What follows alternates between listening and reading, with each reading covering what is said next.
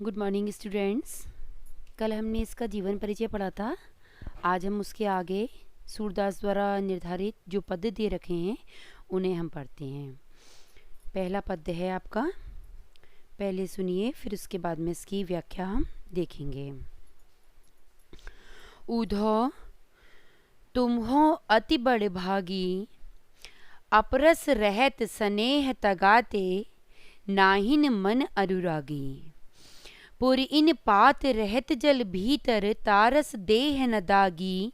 ज्यों जल माह तेल की गागरी, बूंद न ताको लागी।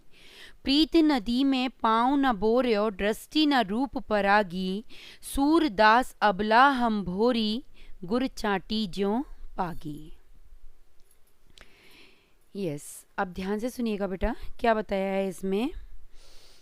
सूरदास के माध्यम से यहाँ पर गोपियाँ ऊधव से कह रही हैं। सूरदास जी ने अपने पद में बताया है कि गोपियाँ ऊधव से कह रही हैं। आपको कल बताया था मैंने कि श्री कृष्ण ने अपना संदेश वाहक बना करके ऊधव को यहाँ गोपियों के पास में भेजा है। अब जब ऊधव गोपियों के पास में आए हैं और उन दोनों का आपस में वार्तालाप हुआ है, तो किस तरह से ऊधव के बातों का जो जवाब गोपियां दे रही हैं, कैसे उनसे तर्क वितर्क कर रही हैं, किस तरह से उन्हें उलाहने दे रही हैं, किस तरह से उनके ऊपर व्यंग बाण छोड़ रही हैं, वो सारी बातों का वर्णन इस पद के माध्यम से यहाँ पर सूरदास जी ने बताया है। तो पहली पंक्ति, ऊधव तुम हो अति बड़ भागी। ऊधव यानी उद्धव को कहा गया है, तुम यानी तुम, हो यानी हो, अति यानी बहुत ज़्यादा, बड़ भागी यानी भाग्यशाली है। अब यहाँ जो बड़भागी जो कहा गया है, वो बड़भागी का मतलब होता है भाग्यशाली, लेकिन यहाँ गोपियों का तात्पर्य भाग्यशाली कह के उन्हें ऊधव को अभागा बताया है। क्यों बताया है वो आप देखिए। गोपियां ऊधव से कह रही हैं कि हे ऊधव, हमारी नज़र में तो तुम बहुत ही ज़्यादा भाग्यशाली हो। ये क्यों कह रही हैं वो? क्योंकि वह यहाँ पर ऊधव की प्रेमहीनता पर व्यंग कर रही हैं। गोपियाँ ऊधव की प्रेमहीनता पर व्यंग कर रही हैं, अर्थात ऊधव की प्रेमहीनता पर व्यंग करते हुए वो कह रही हैं कि हे ऊधव, हमारी नज़र में तो तुम बहुत ही ज़्यादा भाग्यशाली हो, अर्थात अभागे हो। क्योंकि प्रेम के भंडार श्री कृष्ण के पास रहते हुए भी तुम उनके प्रेम से पूरी तरह से अछूते हो, अर्थात सर्वथा मुक्त हो। उनके प्रेम के बंधन से तुम बंधे ही नहीं हो। नीचे वाली पंक्ति देखिए, अपरस रहत स्नेह तकाते, नाहिन मन अनुरागी। यहाँ पर अपरस अछूता बताया है, स्नेह यानी प्रेम और तगा यानी धागा, नाहिन नहीं है, मन यानी मनी है, अनुरागी यानी प्रेम से। अब क्या कह रही हैं गोपियाँ कि हे उद्धव, तुम तो कभी श्री कृष्ण के प्रेम रूपी धागे से, स्नेह तगा यानी प्रेम रूपी धागा, तुम तो कभी श्री कृष्ण के प्रेम रूपी धागे से बंधे ही नहीं हो। तुम्हारे मन में तो श्री कृष्ण के प्रति कोई अनुराग नजर आता ही नहीं है, अर्थात हमारी नजर में तो, हे उद्धव, हमारी नजर में तो तुम श्री कृष्ण के प्रेम से उसी प्रकार अछूते हो, श्री कृष्ण के प्रेम से उसी प्रकार अछूते हो, अर्थात श्री कृष्ण के प्रेम ने तुम्हें उसी प्रकार नहीं छुआ है जिस प्रकार, तीसरी वाली पंक्ति देखिए, जिस प्रकार पुर इन पात रहत जल भीतर, तारस देह न दागी। पुरिन होता है कमल, पात होता है पत्ता, रहत यानी रहता है, जल यानी जल, भीतर यानी भीतर, ता यानी उसमें, रस यानी उस पर किसी भी प्रकार का जो उसका रस होता है वो, देह यानी शरीर, दागी यानी दाग पड़ना। किस तरह से कहा है कि जिस प्रकार कमल का पत्ता आपको सभी को पता है कि कमल, यूँ तो अपन कहते हैं कि कमल कीचड़ में उगता है ना। अर्थात कहने का मतलब है कि कमल जो होता है वो जल में ही रहता है सारे दिन, तभी वो खिलता हुआ नज़र आता है। और जब हम कमल को देखते हैं तो सारे दिन पानी में रहने के बावजूद भी उसके ऊपर एक दाग भी, आपको पानी का एक दाग भी लेश मात्र भी प्रतीत नहीं होता है। यानी उसके ऊपर दिखता नहीं है कोई भी दाग कि वो गल गया हो या सड़ गया हो या कोई दाग नज़र आ रहा हो या कोई धब्बा नज़र आ रहा हो, कुछ भी नज़र नहीं आता है। तो गोपियों ने सबसे अच्छा उदाहरण यहाँ पर उद्धव को दिया है और वो कह रही हैं कि हे उद्धव, तुम तो श्री कृष्ण के प्रेम से उसी प्रकार अछूते हो कि जिस प्रकार एक कमल का पत्ता पूरे दिन पानी के भीतर रहते हुए भी, जिस प्रकार एक कमल का फूल यानी कमल का पत्ता पूरे दिन जल में डूबे रहने के बावजूद भी उसके ऊपर जल की बूंद का या पानी का एक दाग भी प्रतीत नहीं होता है, अर्थात वह पत्ता बिल्कुल साफ और सुंदर नजर आता है। उस पानी की बूंद से उसके ऊपर कोई भी धब्बा, कोई भी दाग, किसी भी प्रकार का कुछ भी प्रतीत नहीं होता है।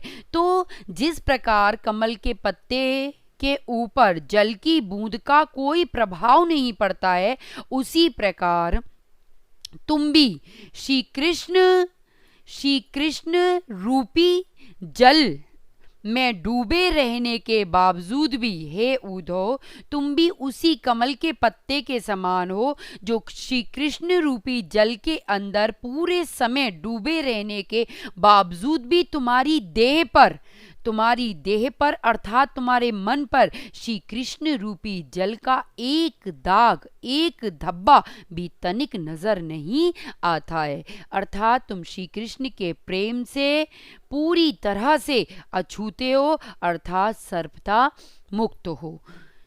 पंक्ति समझ में बेटा आ गई होगी, नहीं आई हो तो आप दोबारा उसे रिमाइंड करके देखना कि मैंने क्या बताया है। इसके आगे वाली पंक्ति देखिए, ज्यों जल महा तेल की गागरी बूंद न ताको लागी। अब पहला पत्ता उन्होंने पहला उदाहरण उन्होंने कमल का दिया, कमल के पत्ते का दिया। अब दूसरा उदाहरण जो उन्होंने दिया है वो गागर होती है मटकी और तेल यानी तेल। यहाँ पर गोपियाँ उद्धव जी से कह रही हैं कि हे उद्धव जी, जिस प्रकार तेल में डूबी हुई मटकी, तेल में डूबी हुई गागर के ऊपर यदि हम जल की बूंद को, पानी की बूंद को ठहराना चाहेंगे तो पानी की जो बूंद है उसके ऊपर से फिसल जाएगी यानी सरक जाएगी। तेल में कोई भी आप तेल की गागर हो या कोई भी चिकना बर्तन भी आप ले लीजिए, तेल में डूबा हुआ यदि बर्तन होगा और हम उसके ऊपर पानी डालेंगे ना तो वो फिसल जाएगा, पानी उसके ऊपर रुकेगा नहीं। उसी प्रकार यहाँ पर गोपियों ने उद्धव जी से कहा है कि हे उद्धव जी, तुम उस तेल में डूबी हुई चिकनी गागर के समान हो, तुम तेल में डूबी हुई उस चिकनी मटकी के समान हो हे उद्धव जी, कि जिसके ऊपर श्री कृष्ण रूपी प्रेम के जल की एक बूंद भी ठहर नहीं सकती है। अर्थात तुम इतने समय श्री कृष्ण के पास रहते हुए भी उनके प्रेम से पूरी तरह से अछूते हो। तुम्हारे हृदय में श्री कृष्ण के प्रति लेश मात्र भी प्रेम प्रतीत नहीं नजर आता है। नेक्स्ट वाली पंक्ति देखिए, अब प्रीत नदी में पाँव न बोर्यो दृष्टि न रूप परागी। प्रीत यानी प्रेम, नदी यानी नदी, पाँव यानी पैर, बोर्यो यानी डुबोना, दृष्टि यानी निगाह, न रूप यानी श्री कृष्ण के रूप से, परागी यानी उलझी है। अब देखिए किस तरह से बताया है। आगे वाले उदाहरण में गोपियाँ कह रही हैं उद्धव जी से, उन्हें ताना मारती हुई, उन पर व्यंग करती हुई। किस पर व्यंग? उनकी प्रेमहीनता पर व्यंग करती हुई।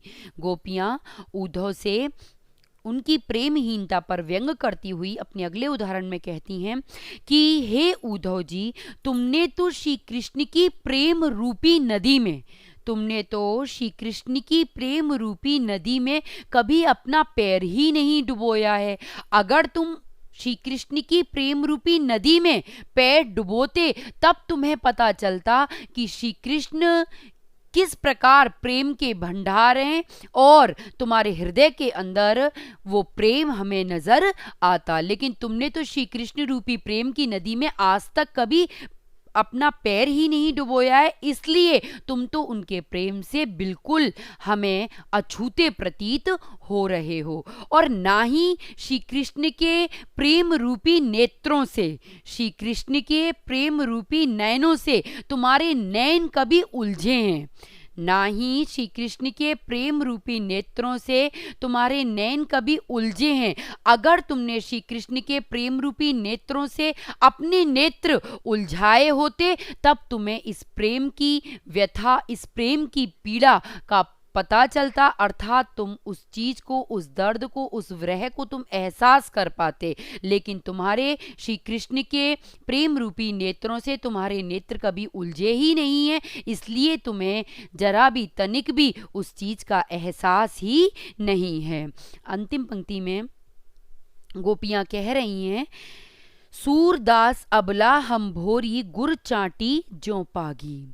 सूरदास के माध्यम से गोपियां अपनी अंतिम पंक्ति में उद्धव को अपनी विवशता का वर्णन करती हुई कहती हैं कि हे उद्धव जी, हम तो इस गांव में रहने वाली सीधी साधी, हम तो इस गांव में रहने वाली बहुत ही भोली भाली सीधी सादी युवतियां हैं।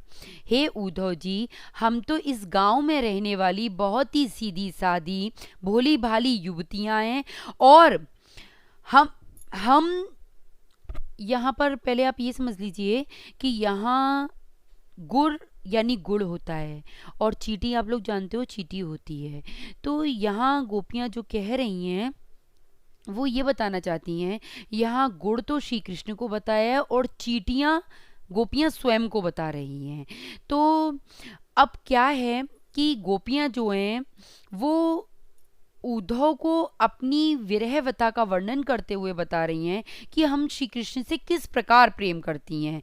तो वो उद्धव से, सूरदास के माध्यम से गोपियां उद्धव से कह रही हैं कि हे उद्धव जी, हम तो इस गांव में रहने वाली भोली भाली सीधी सादी अबला नारियां हैं और हम श्री कृष्ण की प्रेम माधुरी पर, श्री कृष्ण की रूप माधुरी पर उसी तरह से आसक्त हैं जिस प्रकार गुड़ की भेली के ऊपर, जिस प्रकार गुड़ की भेली के ऊपर यदि चींटी चिपक जाए और फिर हम उस चींटी को हटाने की कोशिश करें तो वो चींटी को हम यदि हटाने की कोशिश करेंगे तो चींटी की मृत्यु हो जाएगी, अर्थात चींटी खत्म हो जाएगी, क्योंकि गुड़ के ऊपर जाने के बाद में चींटी उससे चिपक जाती है। तो गोपियां कह रही हैं कि हम भी श्री कृष्ण रूपी गुड़ की भेली के ऊपर, हे उद्धव जी, हम भी श्री कृष्ण रूपी गुड़ की भेली के ऊपर चींटियों के समान चिपकी हुई हैं, अर्थात उनकी रूप माधुरी पर पूरी तरह से आसक्त हो गई हैं। इसीलिए हे उद्धव जी, यदि आपने हमें श्री कृष्ण की उस प्रेम माधुरी से, उस रूप माधुरी से या हमारे हृदय से उस प्रेम को अलग करने की कोशिश की तो हमारी मृत्यु सर्वदा निश्चित है, अर्थात हम श्री कृष्ण के प्रेम के वियोग से हटकर सिर्फ अपनी जान दे सकती हैं, अर्थात हमारी मृत्यु हो सकती है। हम श्री कृष्ण से अलग होने की कल्पना अपने स्वप्न में भी नहीं कर सकती हैं। समझ में आ गया होगा बेटा, क्योंकि यहाँ पर जो उदाहरण दिया गया है वो गुड़ की भेली, जो आपने देखा होगा गुड़ काफ़ी बड़ा सारा भेली आती है गुड़ की, उसके ऊपर देकर बताया है। श्री कृष्ण को तो गुड़ की भेली बताया है और गोपियों ने स्वयं को चींटी बताया है।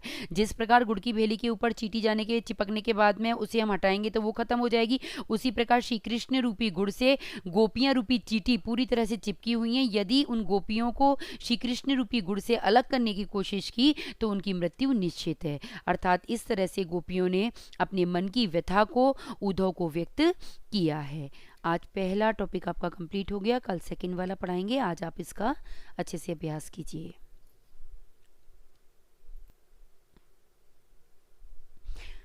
पद्य को पढ़ते समय आप एक बात का ध्यान रखेंगे कि यहाँ पर प्रत्येक पंक्ति के अंदर अलंकार दे रखे हैं।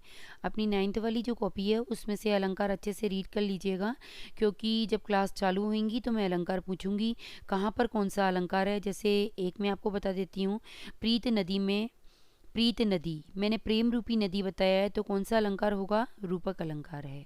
आप अंडरलाइन करके रखिएगा और अलंकार को अपने माइंड में रखिएगा, क्योंकि हर पंक्ति अलंकार यहाँ पर बता रही है। तो इस वजह से आप बहुत अच्छे से रीड करके देखिएगा, जहाँ जहाँ जौन जौन सा अलंकार है आप छांटिएगा, फिर मैं क्लास में हर पंक्ति को आपसे पूछूंगी। ठीक है, ओके।